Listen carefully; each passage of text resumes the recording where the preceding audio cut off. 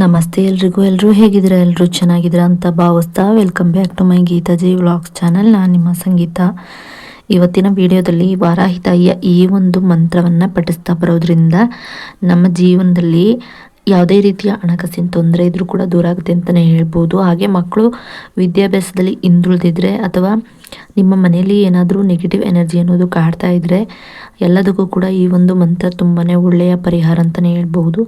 ಈ ಒಂದು ಮಂತ್ರವನ್ನು ಎಷ್ಟು ಬಾರಿ ಹಾಗೆ ಯಾವ ಸಮಯದಲ್ಲಿ ಹಾಗೆ ಇದನ್ನು ಯಾವಾಗ ಪಠಿಸ್ಬೇಕಾಗುತ್ತೆ, ಹಾಗೆ ಇದಕ್ಕಿರುವಂಥ ನಿಯಮಗಳು ಏನು ಎಲ್ಲವನ್ನು ಕೂಡ ಈ ಒಂದು ವಿಡಿಯೋ ಮೂಲಕ ನಾನು ನಿಮಗೆ ತಿಳಿಸ್ಕೊಡ್ತಾ ಇದ್ದೀನಿ. ವಿಡಿಯೋವನ್ನು ಎಲ್ಲೂ ಕೂಡ ಸ್ಕಿಪ್ ಮಾಡದೆ ನೋಡೋದ್ರಿಂದ ಇದರ ಬಗ್ಗೆ ಸಂಪೂರ್ಣವಾದ ಮಾಹಿತಿಯನ್ನು ನೀವು ತಿಳ್ಕೊಬಹುದಾಗಿರುತ್ತೆ. ಇನ್ನು ಈ ವಾರಾಹಿ ತಾಯಿಯ ಮಂತ್ರಗಳಂದ್ರೆ ತುಂಬಾ ವಿಶೇಷ ಅಂತಲೇ ಹೇಳ್ಬೋದು. ವಾರಾಹಿ ತಾಯಿಗೆ ಪಂಚಮಿ, ಅಷ್ಟಮಿ ಹಾಗೆ ನವಮಿಗಳಲ್ಲಿ ತುಂಬಾ ವಿಶೇಷ ಶಕ್ತಿಗಳಿರೋದ್ರಿಂದ ಆ ಒಂದು ದಿನಗಳಲ್ಲಿ ಮಂತ್ರಗಳನ್ನು ಪಠಿಸೋದಕ್ಕಾಗಲಿ ಅಥವಾ ವ್ರತಗಳನ್ನು ಮಾಡೋದಕ್ಕಾಗಲಿ ಶುರು ಮಾಡಬಹುದು. ಇನ್ನು ಇದಕ್ಕೆ ಪೂಜೆ ವ್ರತ ಅಂತ ಏನು ಮಾಡಬೇಕಾಗಿರಲ್ಲ. ನೀವೇನಾದರೂ ನಾನ್ ವೆಜ್ಜನ್ನು ತಿಂದಿಲ್ಲ ಅಂದರೆ ನಾರ್ಮಲಾಗಿ ಕೈಕಾಲು ವಾಶ್ ಮಾಡಿಕೊಂಡು ಸ್ವಚ್ಛವಾಗಿರುವಂಥ ಸ್ಥಳದಲ್ಲಿ ಕೂತ್ಕೊಂಡು ಅಥವಾ ದೇವ್ರ ಮನೆಯಲ್ಲಿ ಕೂತ್ಕೊಂಡು ಈ ಒಂದು ಮಂತ್ರವನ್ನು ಪಠಿಸಬಹುದಾಗಿರುತ್ತೆ. ಏನು ನಾನ್ ವೆಜ್ ಏನು ತಿಂದಿಲ್ಲ ಅಂದರೆ ಯಾವುದೇ ರೀತಿಯ ಸ್ನಾನ ಮಾಡೋ ಅವಶ್ಯಕತೆ ಇರೋದಿಲ್ಲ. ಕೈಕಾಲು ಮುಖ ತೊಳ್ಕೊಂಡು ಪಠಿಸ್ಬೋದು. ನಾನ್ ವೆಜ್ ತಿಂದಿದ್ದೀನಿ ಅಂದರೆ ಸ್ನಾನ ಮಾಡಿನೇ ನೀವು ಈ ಮಂತ್ರಗಳನ್ನು ಪಠಿಸೋದಕ್ಕೆ ಶುರು ಮಾಡ್ಬೋದಾಗಿರುತ್ತೆ.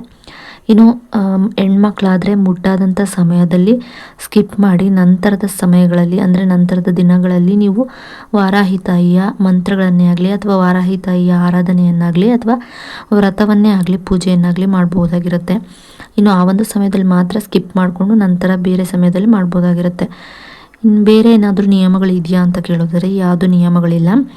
ಹಾಗೆ ಇದಕ್ಕೆ ನಾವು ರಾತ್ರಿ ಸಮಯದಲ್ಲಿ ಮಂತ್ರಗಳನ್ನು ಪಠಿಸೋದು ತುಂಬಾ ಒಳ್ಳೆಯದು. ಯಾಕಂದರೆ ವಾರಾಹಿ ತಾಯಿಗೆ ರಾತ್ರಿ ಸಮಯ ತುಂಬಾ ಸೂಕ್ತ ಆಗಿರೋದು.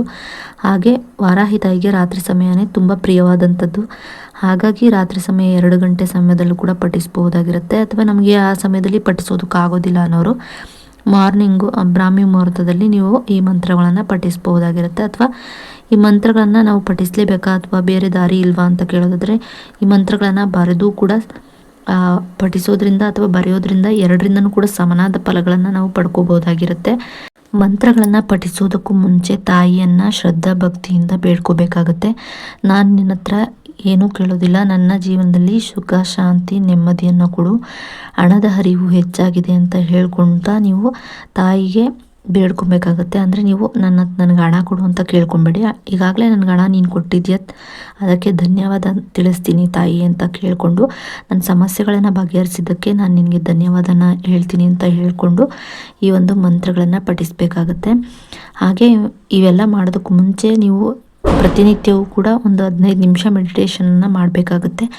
ಒಂದು 15 ನಿಮಿಷ ಕೂತ್ಕೊಂಡ್ರೆ ಸಾಕು. ಕಣ್ಮುಚ್ಚಿ ನಿಮಗೆ ಏನೂ ಯೋಚನೆ ಮಾಡದೆ ಉಸಿರಾಟದ ಮೇಲೆ ಗಮನ ಕೊಟ್ಟು ಕೂತ್ಕೊಂಡು ಧ್ಯಾನ ಮಾಡಬೇಕಾಗುತ್ತೆ. ಮೊದಲು ನಿಮಗೆ 1 ವಾರ 2 ವಾರ ಈ ರೀತಿಯಾಗಿ ಏನಾದರೂ ಆಲೋಚನೆಗಳು ಬರ್ತಾನೆ ಇರುತ್ತೆ. ಅದನ್ನು ಬಂದರೂ ಪರವಾಗಿಲ್ಲ, ಅದನ್ನು ಮತ್ತೆ ನೀವು ಧ್ಯಾನಕ್ಕೆ ಮನಸ್ಸು ಮಾಡ್ತಾ ಕೂತ್ಕೊಬೇಕಾಗುತ್ತೆ. ಅಂದರೆ ಯಾವುದೋ ಆಲೋಚನೆಯಲ್ಲೂ ನೀವು ಹೋಗ್ತಾ ಇದ್ರು ಕೂಡ ಅದನ್ನು ಬಿಟ್ಟಾಕಿ ಮತ್ತೆ ಧ್ಯಾನದ ಹತ್ರನೇ ಕೂತ್ಕೊಬೇಕಾಗುತ್ತೆ. ಅಂದರೆ ಧ್ಯಾನಕ್ಕೆ ನೀವು ಗಮನ ಇಟ್ಟು ಕೂತ್ಕೊಬೇಕಾಗುತ್ತೆ. ಈ ರೀತಿಯಾಗಿ ಮಾಡ್ತಾ ಧ್ಯಾನ ಅನ್ನೋದು ನಮಗೆ ಸಿದ್ಧಿಸ್ತಾ ಹೋಗುತ್ತೆ. ಆಗ ನಾವು ಯಾವುದೇ ಒಂದು ಮಂತ್ರಗಳನ್ನು ಪಠಿಸಿದಾಗ ಆ ಒಂದು ಮಂತ್ರಗಳಿಂದ ನಮಗೆ ಸಿದ್ಧಿ ಅನ್ನೋದನ್ನು ನಾವು ಪಡ್ಕೊಬೋದಾಗಿರುತ್ತೆ. ಎಲ್ಲ ಮಂತ್ರಗಳಿಗೂ ಇಂತಿಷ್ಟು ಅಂತ ಕೌಂಟ್ ಇರುತ್ತೆ. ಅಷ್ಟು ನಾವು ಮಂತ್ರಗಳನ್ನು ಪಠಿಸ್ತಾ ಬರೋದ್ರಿಂದ ನಮಗೆ ಸಿದ್ಧಿ ಅನ್ನೋದಾಗುತ್ತೆ. ಈಗ ವಿಷ್ಣು ಅಥವಾ ಶಿವನಿಗೆ ಈ ರೀತಿಯಾಗಿ 1008 ಅಥವಾ 1000 ಲಕ್ಷ ಈ ರೀತಿಯಾಗಿ ಇರುತ್ತಲ್ವ, ಅದೇ ರೀತಿಯಲ್ಲಿ ಈ ಎಲ್ಲದಕ್ಕೂ ಒಂದು ನಂಬರ್ಸ್ ಇರುತ್ತೆ. ಆ ನಂಬರ್ಸ್ಗಳಂತೆ ನಾವು ಮಂತ್ರಗಳನ್ನ ಪಠಿಸ್ತಾ ಬಂದಾಗ ಸಿದ್ಧಿ ಅನ್ನೋದಾಗುತ್ತೆ.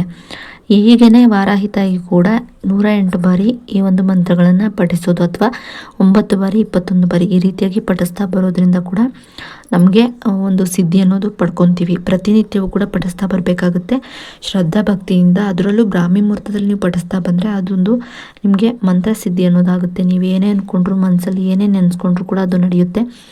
ಆ ರೀತಿಯಾಗಿ ಹೋಗುತ್ತೆ. ಅದಕ್ಕೆ ನೀವು ಮೆಡಿಟೇಷನ್ ಅನ್ನೋದು ಮುಖ್ಯ ಆಗಿರುತ್ತೆ. ಮೆಡಿಟೇಷನ್ನ ಮಾಡಿ ನಂತರ ಯಾವುದೇ ಒಂದು ಮಂತ್ರಗಳನ್ನ ಪಠಿಸ್ತಾ ಬರೋದ್ರಿಂದ ನಮಗೆ ಸಿದ್ಧಿ ಅನ್ನೋದು ಪಡ್ಕೊಬಹುದು. ಇನ್ನು ಆ ಮಂತ್ರ ಯಾವುದು ಅಂತ ಹೇಳೋದಾದರೆ ಅಶ್ವರೂಢ ಅಪರಾಜಿತ ಅಶ್ವರೂಢ ಅಪರಾಜಿತ ಅಶ್ವರೂಢ ಅಪರಾಜಿತ ಅಶ್ವರೂಢ ಅಪರಾಜಿತ ಅಶ್ವರೂಢ ಅಪರಾಜಿತ ಅಶ್ವರೂಢ ಅಪರಾಜಿತ ಅಶ್ವರೂಢ ಅಪರಾಜಿತ ಅಶ್ವರೂಢ ಅಪರಾಜಿತ ಅಶ್ವರೂಢ ಅಪರಾಜಿತ ಅಶ್ವರೂಢ ಅಪರಾಜಿತ. ಈ ರೀತಿಯಾಗಿ ನಾವು 108 ಬಾರಿ ಅಥವಾ 108 ಬಾರಿ ಬರಿತಾ ಬರೋದ್ರಿಂದ ಅಥವಾ ಮಂತ್ರಗಳನ್ನು ಪಠಿಸ್ತಾ ಬರೋದ್ರಿಂದ ನಮ್ಮ ಜೀವನದಲ್ಲಿ ಯಾವುದೇ ರೀತಿಯ ಸಮಸ್ಯೆಗಳಿದ್ರು ದೂರ ಆಗಿ ನಮಗೆ ಹಣದ ಅರಿವು ಅನ್ನೋದು ಹೆಚ್ಚಾಗುತ್ತೆ ಅಂತ ಹೇಳ್ತಾ, ಈ ಒಂದು ವಿಡಿಯೋ ಇಷ್ಟ ಆಯಿತು ಅಂದರೆ ಲೈಕ್ ಮಾಡಿ, ಶೇರ್ ಮಾಡಿ, ಕಮೆಂಟ್ ಕೂಡ ಮಾಡಿ. ಸಬ್ಸ್ಕ್ರೈಬ್ ಪಕ್ಕ ಬೆಲ್ಲೈಕನ್ ಬಟನ್ ಇರುತ್ತೆ, ಅಲ್ಲಿ ಆಲ್ ಆಪ್ಷನ್ ಮೇಲೆ ಕ್ಲಿಕ್ ಮಾಡಿದ್ರೆ ನಾನು ಯಾವುದೇ ರೀತಿಯ ವಿಡಿಯೋ ಮಾಡಿ ಅಪ್ಲೋಡ್ ಮಾಡಿದ್ರು ಕೂಡ ನಿಮಗೆ ನೋಟಿಫಿಕೇಶನ್ ಮೂಲಕ ಮೊದಲು ಬಂದು ತಲುಪುತ್ತೆ. ಆಗ ನೀವು ನನ್ನ ವಿಡಿಯೋನ ಮಿಸ್ ಮಾಡಿದ್ರೆ ನೋಡ್ಬೋದಾಗಿರುತ್ತೆ. ಇನ್ನು ವಿಡಿಯೋ ನೋಡೋದಕ್ಕಾಗಿ ಥ್ಯಾಂಕ್ ಯು ಫಾರ್ ವಾಚಿಂಗ್.